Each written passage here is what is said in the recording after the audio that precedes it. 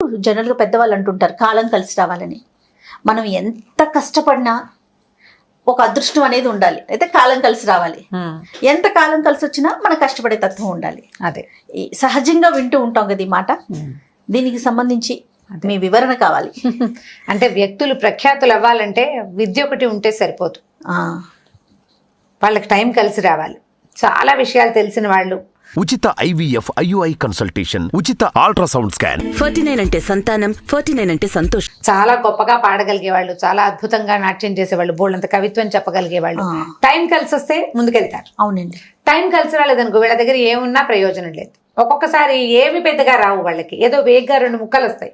Time కలిసి వస్తే ముందుకెళ్ళిపోతారు. అవును. ఈ కాలం కలిసి రావటం మీద మనకి చాలా పెద్ద పెద్ద కథలు బోల్డ్ ఉన్నాయి.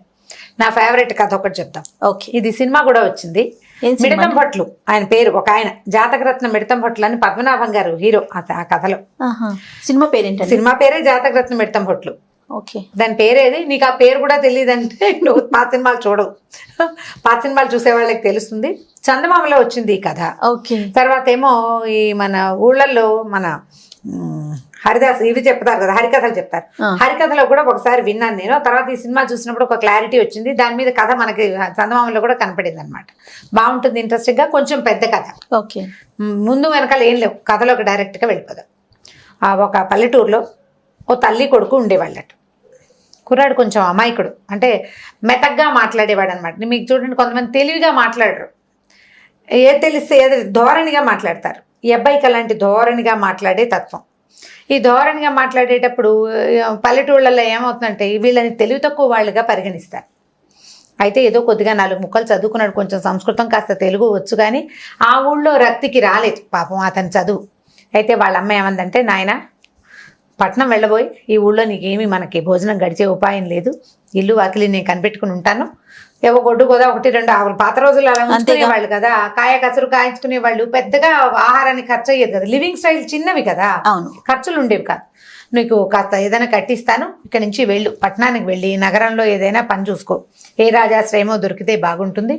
అప్పట్లో ఏంటంటే బ్రాహ్మణులకి రాజాశ్రయం కొంత సులువుగా దొరికే రోజులవి అని చెప్పారు. చిన్న కుర్రాడు, పెళ్లి కూడా కాలేదు. సరే వాళ్ళ అమ్మంది వెళ్ళమని చెప్పింది. కుర్రాడు ఒప్పుకున్నాడు. అతని పేరు మిడతం భొట్లు, పేరే ఆ పేరు అట్లా పెట్టుకున్నారు. సరే ఏమైంది, మిడతం భొట్లు వెళ్తానన్నాడు. వాళ్ళ అమ్మ ఏం చేసిందంటే కాసిని అట్లు పోసి ఒకదాని మీద ఒకటి దొంతులాగా వేసి, బెల్లపట్లు మనకి మినపట్లు చప్పటి పిండితోటి చేస్తే నిలవ ఉంటాయి కదా, వాసన చెడదు, బాగుంటాయి. బెల్లం పాకం ఏదో పెట్టింది నలుచుకోవడానికి, ఒక దొంతులాగా పెట్టింది, ఒక గుడ్డలో మూట కట్టించి చేతిలో పెట్టింది. అప్పట్లో ఓ జత బట్టలు ఏమైనా తీసుకున్నాడేమో, సంచులు, పెట్టెలు, బేడలు, సుట్ కేసులు ఉండేవి కాదు. ఏముంది ఇప్పుడు రోడ్డు మీద వెళ్తున్నారు, ఓ చెరువు కనిపిస్తే ఏదో పైనుంచి ఓ చెట్టు పుల్ల ఒకటి తీసి పళ్ళు తోముకునేవాళ్ళు. బ్రష్లు పేస్ట్లు ఆ రోజులు కావు కదా, ఓ పుల్ల పెట్టి పళ్ళు తోముకుంటారు, చెరువులో నీళ్ళు కాస్త మొహం కడుక్కుంటారు, అయిపోయింది. ఈ వెళ్ళే ఊళ్ళల్లో సత్రాలు అవి ఏమైనా కనపడితే ఆ సత్రాల్లో ఉచితంగా భోజనం చేసేవాళ్ళు. ఈ దారే పోతుంటే ఏ బ్రాహ్మణ సత్రంలోనో లేకపోతే బ్రాహ్మణ ఇళ్లలోనూ భోజనం దొరికేది. సులువుగా ఉండేది, సింపుల్ లివింగ్ కదా. సరే ఆ అట్లది పెట్టుకుంటుంటే ఏమందంటే, నాయన తినేటప్పుడు నువ్వు ఒక్కడవే తినకరా, ఎవరు కనపడితే వాళ్ళకి పెట్టు, ఏదైనా ఒక మంచి మాట అడిగి తెలుసుకో. ఇప్పుడు నువ్వు ఎవరికో పెట్టావు, ఊరికే పెట్టి ఊరుకోదు, ఏదైనా ఒక మంచి మాట చెప్పండి అని అడుగు. అబ్బా, ఓకే, బాగుంది కదా. ఈ మాటలు జీవితంలో ఉపయోగపడతాయి. తల్లులు చెప్పదగిన మంచి మాటల్లో ఇది ఒక మాట అనమాట. మంచి మాట తెలుసుకోమని చెప్పింది. సరే ఈయన ఏం చేశాడు, బయలుదేరాడు. బాగా చాలా దూరం వెళ్ళాడు. పొద్దున్నే ఏదో తినేసి బయలుదేరాడు ఇంటి దగ్గర. తెల్లవారుజామునే అట్లు పోసి ఇచ్చింది వాళ్ళమ్మ. బాగా ఎండెక్కిన తర్వాత ఎక్కడో కూర్చుని తిందాం అనుకుని కూర్చున్నాడు. కూర్చుంటే ఎవ్వరూ లేరు చుట్టుపక్కల, ఎవరు కనపట్టాల. ఎవరికి పెట్టాలి, అమ్మేమో ఎవరికైనా పెట్టి తినమంది. వాళ్ళ అమ్మ ఉద్దేశం ఏంటి, ఎవరైనా నీతో పాటు నడిచేవాళ్ళు ఉంటే వాళ్ళకు కూడా పెట్టమని.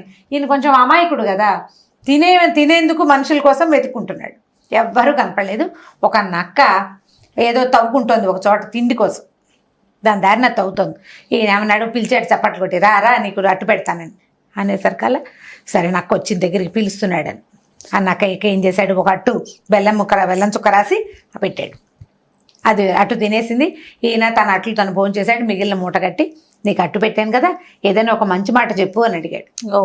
నక్క ఏమందంటే, బాబు ఏం మంచి మాట చెప్తాను, సరే నక్క వలే తవ్వుతున్నాడు హో అను, ఈ మాట అనుకుంటూ వెళ్ళినైనా నీకు శుభం జరుగుతుంది అని చెప్పింది. నక్క ఏం చేస్తుంది, తవ్వుతుంది బొరియల్లాగా. నేనేం చేస్తున్నానో ఆ పని చెప్పు అని చెప్పింది. జంతువు ఎలా మాట్లాడుతుంది ఇలాంటి ప్రశ్నలు వేయకండి, పిల్లలు కూడా వేయనివ్వద్దు. నక్క వలే తవ్వుతున్నాడు హో అనమని చెప్పింది. సరే నక్క వలే తవ్వుతున్నాడు హో అని లోపల లోపల అనుకుంటూ నడుస్తున్నాడు. వెళ్ళాడు. బాగా మధ్యాహ్నం అయిపోయింది, 3 దాదాపుగా అయిపోయింది, ఆకలి వేయటం మొదలుపెట్టింది. సరే కూర్చుని తిందామని ఒక చోట కూర్చున్నాడు. ఏమీ లేవు. ఎదురుకుండా పెద్ద పెద్ద తాడి చెట్లు ఉన్నాయి. తాడి చెట్టులోంచి ఒక శబ్దం వినిపించింది. ఏమయ్యా బ్రాహ్మణ, ఒంటరిగా తినేస్తున్నావు, నాకు కూడా పెట్టచ్చు కదా. అదేమిటి, పెడతాను కానీ నువ్వెవరు, నాకు కనబట్టలేదు అంటే, నేను తాడి చెట్టుని, నేను తింటాను, ఆ కింద ఒక తొర్రలు చూసావా, తొర్రలో పెట్టుకోకట్టు, నేను తింటాను అనేసరికి అదేదో అడిగింది కదా అని ఈయన ఏం చేశాడు, 2 అట్లు తను భుజించి ఓ అట్టుకి కాస్త బెల్లపాకం రాసి ఆ తొర్రలో పెట్టాడు. పెట్టి ఏమన్నాడు, నువ్వు అడిగావు నేను పెట్టాను, ఏదైనా ఒక మంచి మాట చెప్పమంటే, తాడి వలే నుంచున్నాడు హో అను, ఈ మాటను గుణించుకుంటూ వెళ్ళు, నీకు మంచి జరుగుతుంది ఆయన, నువ్వు ఎంత గొప్పవాడివి, చెట్లకు ఆహారం పెట్టడానికి సిద్ధపడేంత మంచివాడివి, నీకు మంచే జరుగుతుందని చెప్పింది. బాగా చీకటి పడిపోయాక ఏమైంది, ఒక లేడీ కనపడింది ఇతనికి. ఆ లేడీకి కూడా ఒక అట్టు ముక్క పెట్టాడు. పెడితే లేడీ ఏం చెప్పింది, మంచి మాట, లేడీ వల్లే పరిగెడుతున్నాడు హో అను, ఈ వాక్యాలు 3 మననం చేసుకో అని చెప్పింది. నువ్వు ఆల్రెడీ 2 విన్నానన్నావు కదా, ఇది 3వ మంచి వాక్యం, ఈ 3 మంచి వాక్యాలు మననం చేసుకోమంది. ఇతను ఒక ఊళ్ళోకి ప్రవేశించాడు. ఈ అడవి దాటిపోయాడు. ఊళ్ళోకి వెళ్తే సరే ఎవరింట్లోనో భోజనం దొరుకుతుందేమో అని అట్లా చూశాడు. సరే ఏమైంది, ఒక పూటకోళ్ళమ్మ ఎవరో కనపడింది.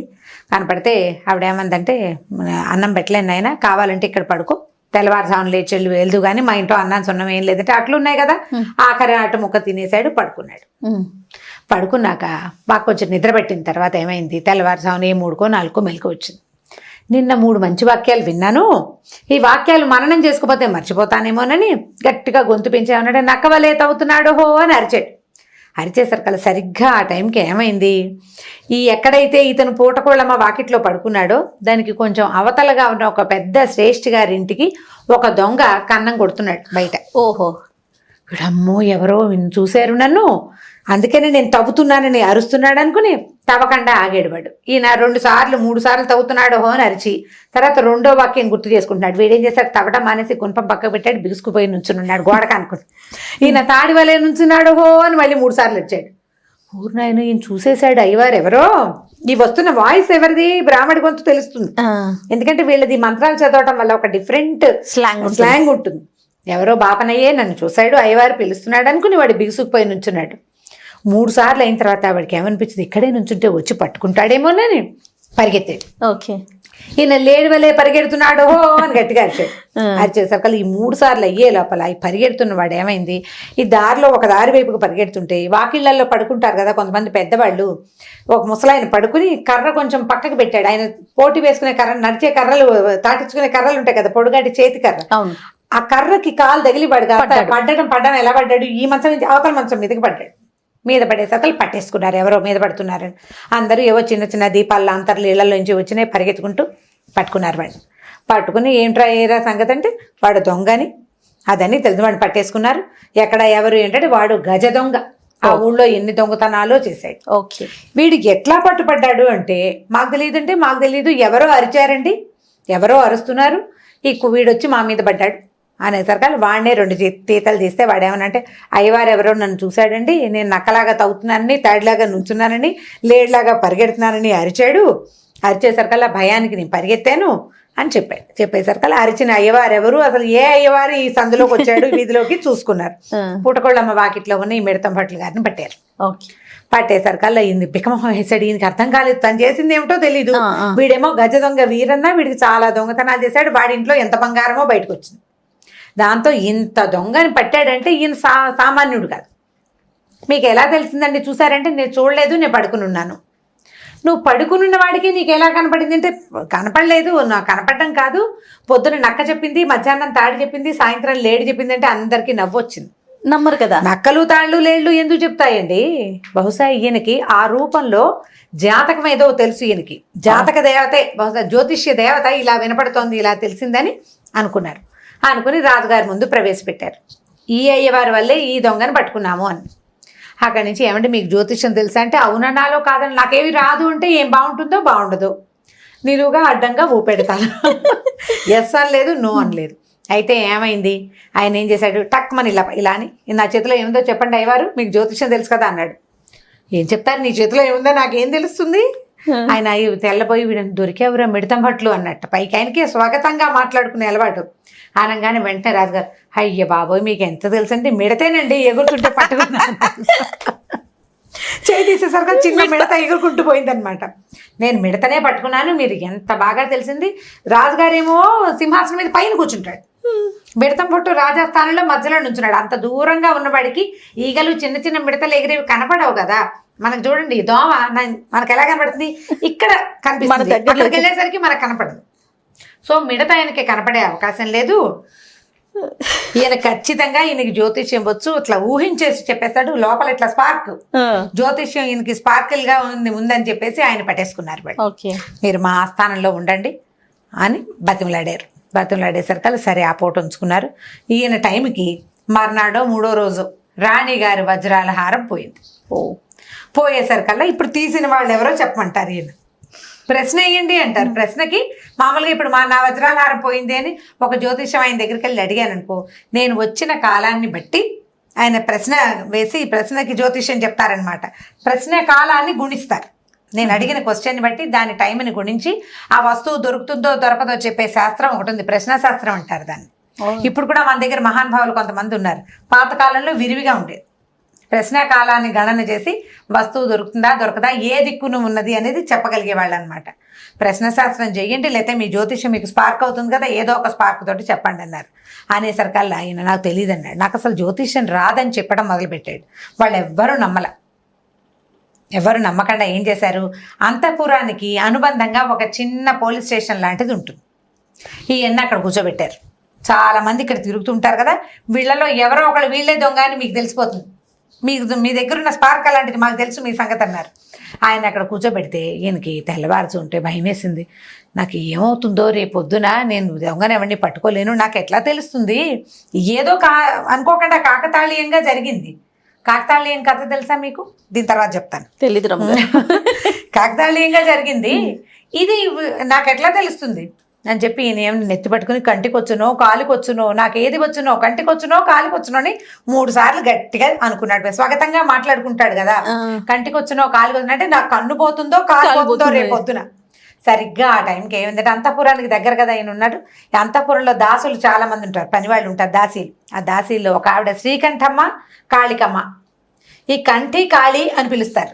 ఈయన కంటికొచ్చునో కాలికొచ్చునో అనంగానే వీళ్ళిద్దరే దొంగలు, రాణివారి వజ్రాల హారం కొట్టేసిన వాళ్ళు. అయ్య బావోయ్, అయ్యవారికి తెలిసిపోయింది. కంటికొచ్చునో కాలికొచ్చునో అంటే మన ఇద్దరిలో ఎవరో ఒకళ్ళ హారం తెచ్చి ఇవ్వాలి, నేను మంత్రం చదివేస్తున్నాడు, ఏం కొంప మునిపోతుందోనండి. పరిగెత్తుకుంటూ వచ్చి, అయ్యవారు మీ పుణ్యం ఉంటుంది, సంపెంగి చెట్టు మొదట్లో దాచిపెట్టామండి, మేమే రాణివారి వజ్రాల హారం తీసాము, మా పేర్లు చెప్పకండి, ఆ వస్తువు మాత్రం తీసి ఇచ్చేసేయండి బాబు, మీ పుణ్యం ఉంటుంది, మీకు మీ ఇంట్లో పనిచేసి మీ రుణం తీర్చుకుంటామని బతిమలాడటం మొదలెట్టారు. ఈయన అమ్మయ్య దొరికింది, ఛాన్స్ దొరికింది కదా, అంతేగా. సరే అక్కడి నుంచి మర్నాడు పొద్దున ఏం చేశాడు, తీసిన వాళ్ళు ఎవరో నాకు తెలీదు, కానీ వస్తువు మాత్రం సంపెంగి చెట్టు కింద త్వరలో ఉంది అనగానే అందరూ పరిగెత్తుకుంటూ పోయారు. సంపెంగి చెట్టు కింద త్వరలో వస్తువు దొరికింది. దొరకంగానే ఇక మిడతం భట్లు గారు సూపర్ కింగ్ అయిపోయాడు అనమాట. అక్కడ ఈ కంటికమ్మ కాళికమ్మ ఇద్దరు కలిసి తప్పించుకున్నారు, అక్కడి నుంచి పారిపోయారు వాళ్ళు ఇంకా పనికి రాకుండా. సరే ఈ రాజుగారు ఏం చేశాడు, ఇంత అద్భుతమైన జాతకం చెప్తున్నాడు ఈయన అని చెప్పి వీళ్ళ ఊరికి పక్క ఊళ్ళో ఉన్న ఒక అగ్రహారాన్ని మిడతం భట్లు గారికి ఇచ్చారు. దీనికి జాతకరత్న మిడతం భట్లు అని బిరుదు కూడా ఇచ్చి బోలెడంత డబ్బు, బంగారం, గుర్రాలు, ఏనుగులతో సహా అగ్రహారానికి ఇన్ని పంపించాడు. ఈ ఊళ్ళో ఉండండి అని వాళ్ళని అడిగినా మా అమ్మ ఒక్కతే ఉంటుంది, మా ఊరు వెళ్ళిపోతానన్నాడు. ఎప్పుడైనా అవసరమైతే పిలవండి, నేను వస్తానని చెప్పాడు. దాంతో ఏం చేశారు, చక్కగా గుర్రం ఎక్కించి ఓ 2 మేనాలు, వివాహం చేసుకోండి స్వామి, మీకు కావాల్సిన వివాహ ఏర్పాట్లన్నీ మేమే చేస్తామని. ఇప్పుడు మరి ఇన్ని లాభాలు కనపడ్డాయి కదా, దాంతో ఆయన ఇంటికి పంపించారు. ఈ బోళ్ళంత చక్కటి వేషధారణతో దిగిన మిడతం పట్లని ఊళ్ళో ఎవరు గుర్తుపట్టలేదట. వాళ్ళ అమ్మ కూడా గుర్తుపట్టలే. ఇదేంటంటే, అమ్మ నేనేనమ్మా, ఇగో ఇలా జరిగింది. మంచి మాట అడిగి తెలుసుకోవటం వల్ల అది జరిగిన మేలు మొదటిది. రెండోది, కాలం కలిసి వచ్చింది. ఆయన ఏ మాట చెప్పినా టైం కలిసి వచ్చి ఆ మాటలు అక్కడ నిజమైపోయింది. మనం ఎంత విషయాలు మనకు తెలిసినా కూడా టైం మనది కాకపోతే ఏ లాభము లేదు. కాబట్టి కాలం మనది కావాలంటే ఏం చేయాలంటే మంచివి మాట్లాడాలి, మంచి పనులు చేయాలి, అంతే తప్ప ఇతరులకి సహాయం చేయాలి. పనులు మానేసి కాలం కలిసి రావాలని వెయిట్ కూర్చోకూడదు. కాలం కోసం కూర్చోవడం కాదు, జరుగుతున్న కాలంలోనే సరైన పనులు, సజావైన పనులు, ఇతరులకు సహాయం చేయటం లాంటి పనులు చేస్తే ఏనాటికైనా కాలం మనదయ్యేందుకు అవకాశం ఉంటుంది. సినిమా కనుక దొరికితే ఎక్కడైనా నెట్లో చక్కగా చూడండి. పద్మనాభం గారి సినిమా బాగుంటుంది. కథ ఇది మెయిన్, చాలా బాగుంది. దీన్ని డెవలప్ చేశారు చాలా, కథని బాగుంటుంది. సినిమాటిక్ గా చేస్తాం కదా ఎంతో కొంత, సేమ్ ఓల్డ్ ఫ్రేమ్ అయితే ఇది సూపర్ రమ్మ గారు. ఇంకొక స్టోరీతో కలుద్దాం. సరే.